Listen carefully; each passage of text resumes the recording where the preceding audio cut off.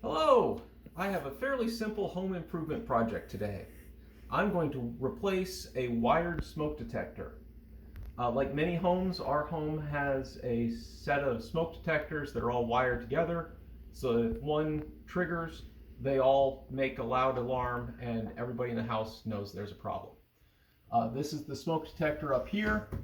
This is probably original to the house, or at least when we bought it.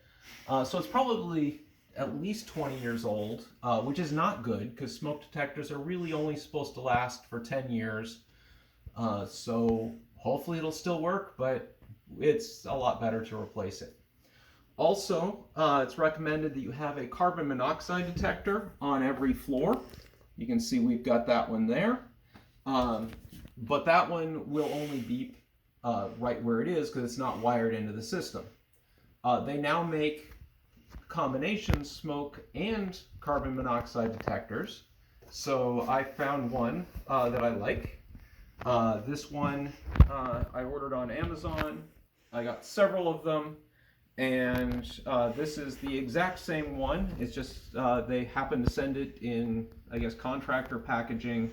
The model number is the same, so it really is the same thing. So you can find all kinds of different smoke detectors. Obviously, we wanted one that's wired. You can find some that don't have a battery backup, which is probably not a good thing because the electricity might go off due to a fire before the smoke detector rings, especially if it starts from an electrical cause. So this one has a battery backup. It is also carbon monoxide, and this particular one has voice alert, so it'll tell you whether it's fire or carbon monoxide, which can be particularly useful. This one uses AA batteries for its backup. You can also get them that use have built-in lithium-ion batteries or 9-volt batteries. But this is the one I got, and it's the one I like. All right. So before we begin, we need to make sure we have all the tools ready that we're going to need for the job. So obviously I've got the smoke detector. I've got a step ladder because I'm working on the ceiling. I have extra light because I may have to turn off the circuit that the lights are on. And I have my sonic screwdriver. This is actually a voltage detector. The voltage detector is a neat little device that'll tell you whether or not wires are live. So you turn it on, and then you just put it right where some electricity is, and it should,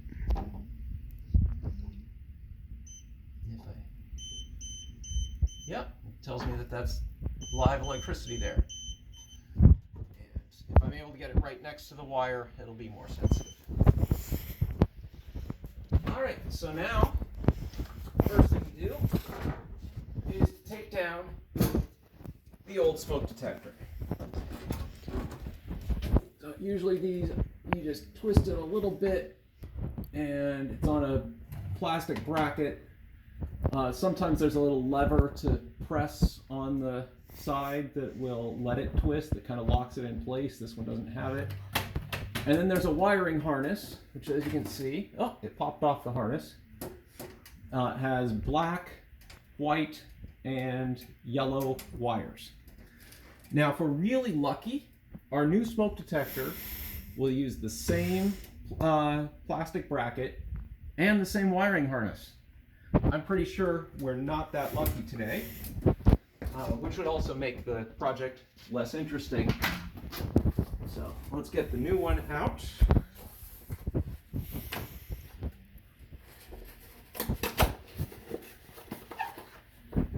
So yes, I can see right now the mount for the new one is different. And the wiring harness, this one has black, white, and red instead of yellow. And as we can see up here, This is the clip. It's a physically different clip, so I won't be able to plug this clip into the other smoke detector. This one actually has space for 4 wires, though that one's clearly not used. I don't know why. Anyway, we need to replace all of that. Now let me check the voltage on this and make sure that the tester will actually tell me. So this should, yeah, it beeps on the black wire, does not beep on the white wire or the yellow wire, but definitely beeps on the black wire. So that black wire appears to have 120 volt alternating current on it. This doesn't tell me that, but it's what it uses. So we don't want to risk touching that. So I'll want to shut off the circuit before I do anything electrical. But before I do that, I need to take this bracket off, and I can see, unfortunately, it was put on with screws that have a straight edge, so I have to get a different screwdriver. So I'll be back in just a second with a different screwdriver. Alright, so I got the right screwdriver here. Just loosen these screws a little bit. Maybe 3 or 4 turns. And now this bracket should slip off them. This side doesn't want to go. Loosen a little more. Now the bracket slips off them. And we won't need that anymore. And if you pull this down, you can see, if you come over here with the camera to get up in there, you can see there's a plastic electrical box, because that's presumably what the electrical code requires for this, because there's alternating current lines in there. I'm not an electrician, so if I get anything wrong, please comment. But you can see, just like any other electrical thing, you got the black and the white wire, and then the red wire, which on this one is yellow, is the one that carries the signal to the other smoke detectors. So I am going to shut off this circuit before I work on it, and fortunately, I happen to know, because I've mapped out all the circuits in my house, that it is which circuit it is. Unfortunately, it's the same one as the lights in this room, which is why I have the other light here as a backup. So I am going to shut off the circuit. I'm going to come back. I'm going to test to make sure I got it right, and then I'm going to remove this wiring harness and put the new wiring harness on. And then we can go forward. So I turned off the circuit that my notes say power the smoke detectors in the house. They should all be on the same circuit because they all have to have the red wire running between them. So there's already a wire running between them, so presumably the power is all the same circuit. But if you've ever followed any other people who talk about electricity on YouTube, you're probably very aware that the way things should be is not necessarily the way things are. So I'm going to test it, and hopefully, yup, that is totally dead. Nothing at all. And fortunately, even though this is the same circuit as the lights, the power outlets are a separate circuit here, so we still are able to plug in lamps and have some lights. It's always good when your electrical outlets and your lights in a room are on a separate circuit for that reason. Now, doing the wiring harness. I am going to do each of these one at a time, and I'm going to start with the red wire. It's the communication between them. I don't know if the order actually matters. slide this off. And even though it shouldn't matter, I'm going to avoid touching the shiny bits. This red wire has a cap over it, which I believe is if you happen to be installing this smoke detector without a wired-in connection between other smoke detectors, you can use it as a single smoke detector, but we do have that, so pull off the little red cap. Be sure to throw that away later. And to put on the wire nut, you just put the wires next to each other and slide the wire nut over them, and then you screw it on. And you don't need to wrap the wires together. Most people, when they're starting this kind of thing, think you have to wrap the wires together first, but the wire nut actually does that for you and gets a really good tight connection. So let's do the white. And again, I'm going to avoid touching the wire, even though the tester said there's no electricity on there. Just out of habit. You know, you could do this without turning off the electricity, but not only can 120 volt electricity be very dangerous and painful, I'm standing on a step ladder, and I really don't want to fall down. That would be painful. So I'll screw that on nice and tight.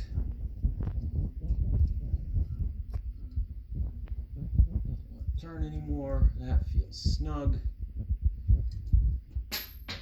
Yep. Screw fell out. Well, I'll have to put that back on. All right, this wiring harness is done. So, this last one on. Once this is screwed in, that is the last of the real electrical work. That is the only part you have to worry about as far as electrical shock. So this just then gets pushed back up in here like that. Be out of the way, and all we need is this little wiring harness hanging down. And before we continue, I'm going to go downstairs and turn the lights back on because we're done with the electrical part. So I've got the lights back on. I have the bracket that came with the new smoke detector. I have the screw that fell on the floor.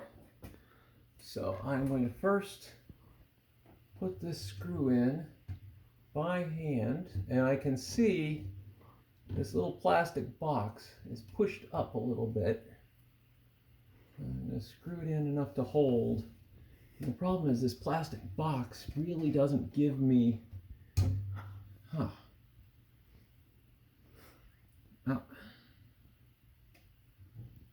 Yeah, the plastic box is just a little too high up there, and there's no give in it because it's attached to the some sort of joist up above. I may want to see... I think the right thing to do is for me to go to my toolkit and see if I can get a longer screw that'll actually go solidly into there and not be a problem. Actually, it looks like this screw is broken off. So that could be part of the problem too. I don't know what happened. Didn't happen when I was doing it, but all right, we're going to stop there, and I'm going to go see if I can find a replacement screw. These extra long electrical box screws from another project where I was doing some work on outlets and found that some of the screws weren't really holding because they were too short. So, and I also found one other screw that's essentially the same screw but not broken. So it goes just a few millimeters longer. That's probably not enough, whereas this one is much longer. But actually looking, this is a thicker screw, so I'm not sure this is the right screw to hold. No, this screw is not the right screw. That's not going to do it. So, well, it did hold before, so let me try this screw. So these are slightly larger than electrical box screws. You'd get an electrical outlet. Yeah. I think what I'm going to need to do is take this off, put the bracket on, and screw through the bracket. It was holding before, so it should be possible to get it.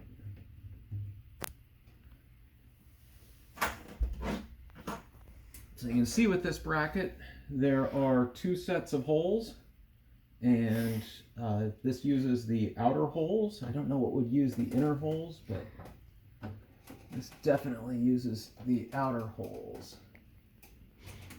And actually, this one needs to loosen a bit. This one's not broken. And then you see here,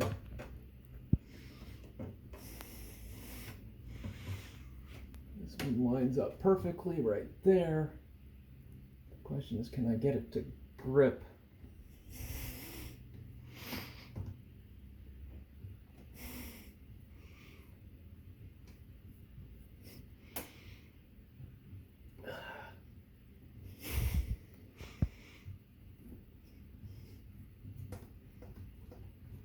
That's just spinning. It will actually probably hold with just one screw. I don't like that idea. But that'll work for now. If you have to put it up with only one screw, it will hold in place.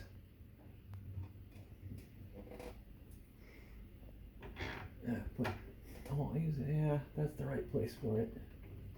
So screw it so it feels kind of tight, but not super tight, because you don't want it to snap the plastic.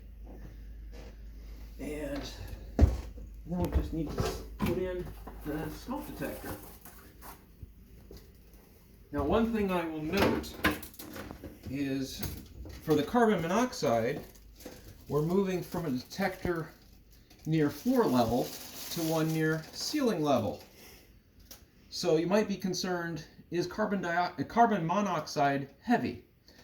And carbon dioxide, CO2, is 3 atoms, and it is significantly heavier than the rest of the atmosphere, which is mostly nitrogen, N2, and oxygen, O2. But carbon monoxide, which is what the detector looks for, is also 2 atoms. They're in a similar place in the periodic table, and it turns out it's actually ever so slightly lighter than the rest of the air. So it mixes well, and it'll be fine. So there is no concern with putting a carbon monoxide detector up. Oop, it's got power. And there are little grippy things on the side. You just turn it till it kind of snaps into place. That's good. And then it's just a matter of putting in the batteries. There we go. Oh, take out the desiccant. And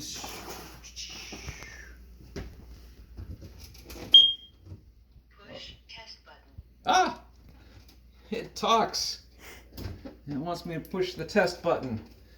I'm not going to do that until I get the batteries in there.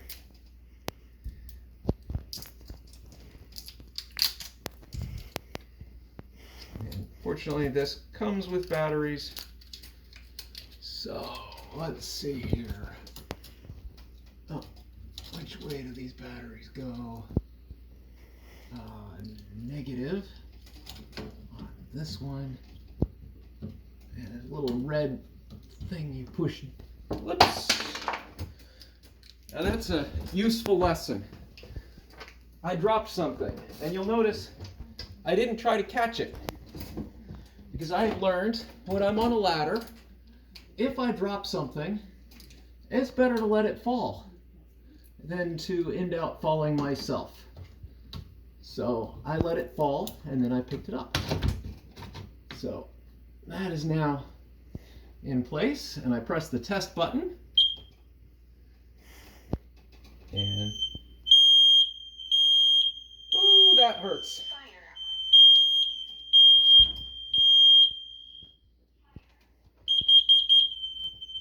Warning, carbon monoxide.